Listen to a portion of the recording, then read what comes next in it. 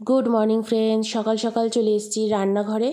আর আজকে হচ্ছে একাদশী, তাই ভাবলাম যে সকালবেলা একটু দুধ সাবু খাওয়া যাক। তো দুধ সাবু খেতে এসে দেখলাম চিনির শিশিটা শেষ হয়ে গেছে, তো শিশিটা রিফিল করব। তো এর জন্য চিনিটা ঢেলে নিচ্ছি। অ্যাকচুয়ালি এখন এতটাই ঠান্ডা পড়ে গেছে যে দুধ সাবু মাখা খেতে না একদমই ইচ্ছে করছে না। তো ওর জন্য একটু গরম গরম দুধের মধ্যে সাবু দিয়ে খেতে বেশ ভাল লাগবে। তো ওর জন্য শিশিতে দেখো চিনিটাও রিফিল করিয়ে নিলাম, আর এদিকে দুধটাও গরম করতে বসিয়ে দিয়েছি, সাবুটাও অ্যাড করে দিলাম। এই সাবুটা হচ্ছে ছোট দানার সাবু, কলকাতা থেকে আনা। তো এই সাবুটাও দেখো দিয়ে দিয়েছি দুধের মধ্যে। আর ভাবলাম একটুখানি কাজু বাদামও অ্যাড করি। কাজু বাদাম অ্যাড করতে গিয়ে দেখলাম মাত্র 4-5টা কাজু বাদামই পড়ে আছে, ওই শিশিটাও রিফিল করতে হবে। তো অয়নকে বললাম যে তুমি একটু কাজু বাদামগুলো ঢেলে দাও। তো অয়ন ঢালতে এসে দেখলো ওরমভাবে ঢালতে খুব অসুবিধা হচ্ছে। তারপর বললো আমি হাতে নিয়ে নিয়ে ঢালি। বললাম ঠিক আছে, তুমি তোমার মতন ঢালো। আর ওদিকে আমি কাজু বাদাম কটা নিয়ে ধুয়ে নিয়েছি। ধুয়ে নিয়ে ভাবলাম দুধের মধ্যে দিয়ে দিই। সকালবেলা না এই ব্রেকফাস্টটা, বিশেষ করে একাদশীর দিন, যেদিন ধরো তুমি চা টা কিছুই খেতে পারবে না, সেদিনের জন্য বেস্ট। গুড মর্নিং ফ্রেন্ডস, এখন বাজে সকাল 9:30। আজকে অনেক সকাল সকাল উঠে পড়েছি, 7টা 7:30টার আগেই মনে উঠেছি। উঠে অবশ্য মানে খাট থেকে নামিনি, চুপচাপ বসেছিলাম, কারণ ভীষণ ঠান্ডা পড়েছে। সকালের দিকটা যেরকম ঠান্ডা থাকছে, বেলার দিকে মোটামুটি সূর্য যখন উঠছে তো একটু ঠিক লাগছে। আর আমার যেহেতু দক্ষিণ দিকে বারান্দাটা, এখান থেকে একদম ডাইরেক্ট মানে সূর্যের আলোটা ঘরে ঢোকে, তখন খুব ভালো লাগে, ঘরটা না খুব ওয়ার্ম হয়ে যায়। আদারওয়াইজ ঠান্ডা ঠান্ডা একদম ভালো লাগে না। আর এবার ব্যাঙ্গালোরে যা জমিয়ে ঠান্ডা পড়েছে না, এরম ঠান্ডা কিন্তু হামেশা পড়ে না। কলকাতার মতন ঠান্ডা তো ব্যাঙ্গালোরে একদমই থাকে না।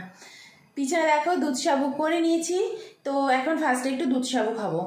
আর সাবু মাখা করলাম না, কারণ এই ঠান্ডার মধ্যে না সাবু মাখা খেতে ইচ্ছে করে না।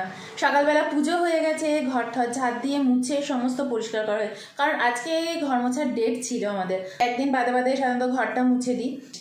তো দেখো এখানে দুধ আর সাবুটাও করে নিয়েছি, এবার খাবো। 9:30 বললাম, কিন্তু 9:30 মোটেই না, এখন 10টা বেজে গেছে। তো চলো এবার খাওয়া স্টার্ট করি, এটা খিদে পাচ্ছে খুব। সকাল সকাল না একটু গরম কিছু না খেলে না একদম ভালো লাগে না। তো আজকে তো চা কফি কোনোটাই খাবো না, আর খেলে না বিস্কিটেরও দরকার পড়ে। ঠিক আছে, একটু দুধ সাবুই খাওয়া যাক।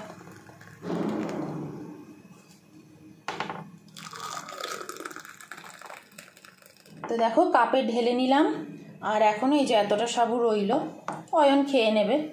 অয়নের আবার এইসব দুধ সাবু, দুধের যে কোনো জিনিস খুব পছন্দ। তো চলো ট্রেতে নিয়ে নিয়েছি। দেখো 11টার মতন বেজেছে, আর বাইরে এত সুন্দর রোদ উঠেছে, একদম আমার ঘরে এসে পড়েছে রোদটা। 11টা থেকেই এখন রোদ আমার ঘরে চলে আসে। 12টা, 1টা, 2টো এই অবধি থাকে। 3টে 3:30টের সময় আস্তে আস্তে পিছনের দিকে রোদটা যেতে থাকে। ঘরে বসে বসে রোদ পোহাতে যে কী দারুণ লাগে। এক এক সময় না এত হাওয়া ঢোকে ঘরের মধ্যে, আমি স্লাইডারটা বন্ধ করে দিই আর বসে বসে রোদ খাই। হাওয়া খাই না, কিন্তু রোদটা খাই।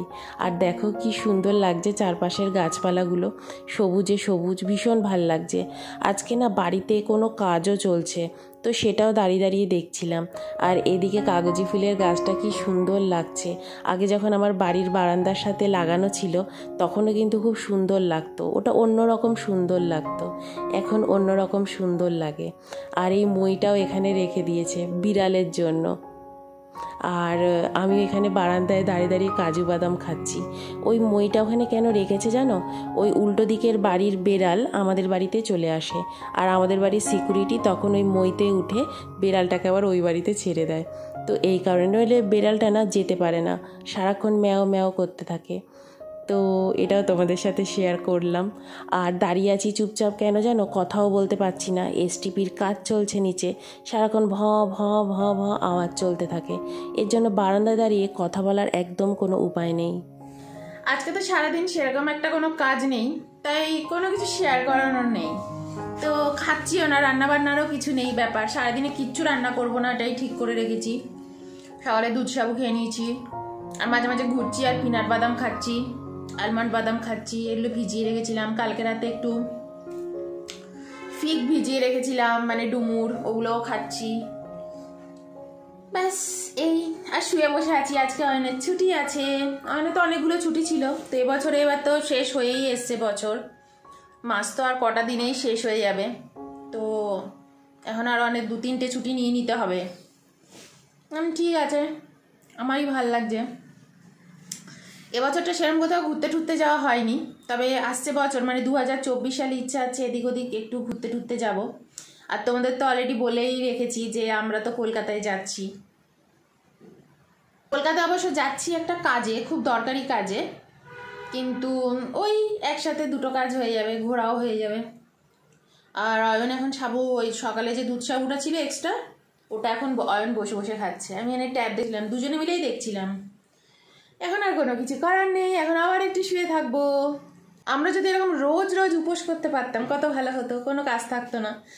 এই খাওয়া দাওয়া, রান্না বান্না, বাসন মাজা, মানে বাসন মাজা, আবার রান্নাঘর পরিষ্কার করা, ওরে এইতেই তো পুরো দিন চলে যায়।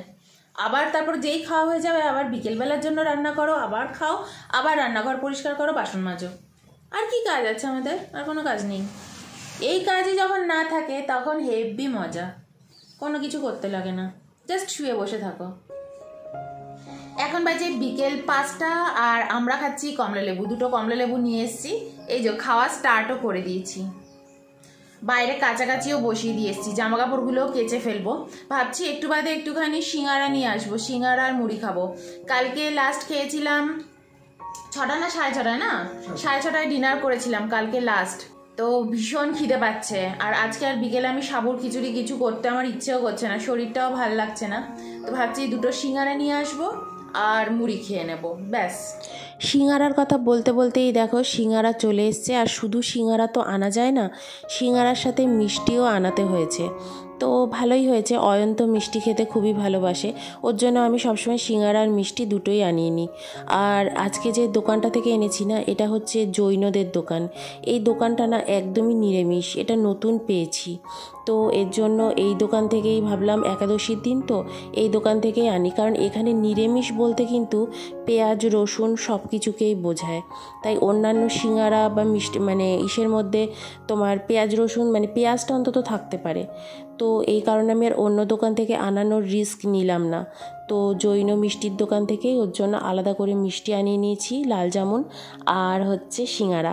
আর ওই যে গোল মতন কচুরিটা দেখতে পাচ্ছ, ওটা হচ্ছে কড়াইশুঁটির কচুরি, ওটা না ওরা আমাদের ফ্রি দিয়েছে। আমরা শুধু 4টে সিঙ্গারাই অর্ডার করেছিলাম, কারণ এখানে কোনো উপায় নেই, তোমাকে কম করে 200 টাকার অর্ডার তো দিতেই হবে, তবেই জোম্যাটো এসে বাড়িতে তোমাকে দিয়ে যাবে জিনিস। আমি সাধারণত যখনই খাটের উপর খেতে বসি কোনো কিছু, তো একটা কিছু না কিছু আমি পেতেই বসি, বিছানার উপর একদমই আমি বসি না। কিন্তু আজকে যা ঠান্ডা পড়েছে, আমাকে এই বিছানা থেকে তো কেউ তুলতে পারছে না, আমি সারাক্ষণ এখানেই রয়েছি। তো এখন একটু মুড়ি আর সিঙ্গারা খেয়ে নেবো, আজকে বলতে পারো এটাই ডিনার। বিকেলে আর কিছু খেতে ইচ্ছে করছিল না। আর যে দোকানটা দিয়ে আনানো হয়েছে না, এই দোকানটা হচ্ছে জৈন, মানে জৈনদের। এখানে মনে হয় পেঁয়াজ রসুন এরকম কোনো কিছুই এরা ইউজ করবে না। তো যাই হোক, এখন একটু না আমি কনফিডেন্টলি বলছি, মানে জৈনরা অ্যাকচুয়ালি কী কী করে আমি ঠিক জানি না, তবে জৈন দোকান মানেই হচ্ছে তারা পেঁয়াজ রসুন এরকম কোনো জিনিস খায় না। তো যাই হোক, এখন ভীষণ খিদে পাচ্ছে, আর বলতে পারো আজকের উপোসও ভাঙলাম। আর এখন 6টা বেজে গেছে, তো চলো এবার খেয়ে নি, খুব খিদে পাচ্ছে। আগের দিনের সিঙ্গারাটা না একটুখানি ইয়ে ছিল, তোমার গরম ছিল, আজকেরটা অতটা গরম নেই।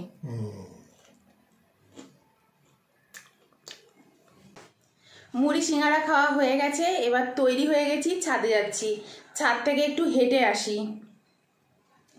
অলরেডি সন্ধে সন্ধে হয়েই এসছে, একদম একটু বাদে পুরো অন্ধকার হয়ে যাবে, কিন্তু তার আগে ভাবছি যাই গিয়ে তাড়াতাড়ি করে হেঁটে নিই। এখানেই কথা বলছি কারণ জানি না ছাদে গিয়ে আমি ক্যামেরা করতে পারবো কি না, কারণ ভীষণ যদি অন্ধকার হয়ে যায়, কারণ ছাদে গিয়ে যদি দেখি ক্যামেরা অন করেছি কিন্তু লাইট আসছে না বা কিছু, তাই এখানেই বলছি। চলে এসেছি দেখো ছাদে, আর অন্ধকার অন্ধকার তো হয়েই এসছে, দেখতেই পাচ্ছ। আর অয়ন গিয়ে দাঁড়িয়ে পড়েছে একেবারে ওই দিকে, ইউক্যালিপটাস গাছের জঙ্গলটা দেখছে। আসলে আমরা ছাদে আসলেই না এই দিকটাতে চলে আসি, এই জঙ্গলটা আর কতদিন যে দেখতে পাবো জানি না, হয়তো এখানে কোনো নতুন ফ্ল্যাট বাড়ি উঠে যাবে। আর ছাদে কেউ কারি পাতার গাছ লাগিয়েছে, সেটাও দেখছিলাম, আর অয়নকে বলছিলাম দরকার পড়লে এবার এখান থেকেই কারি পাতা নিয়ে গিয়ে খেতে পারবো। আর ফুল গাছটা দেখছো না, এখানে না ফুলের পাপড়ি পড়ে পড়ে ওই টবটা দিয়ে গাছ উঠেছে।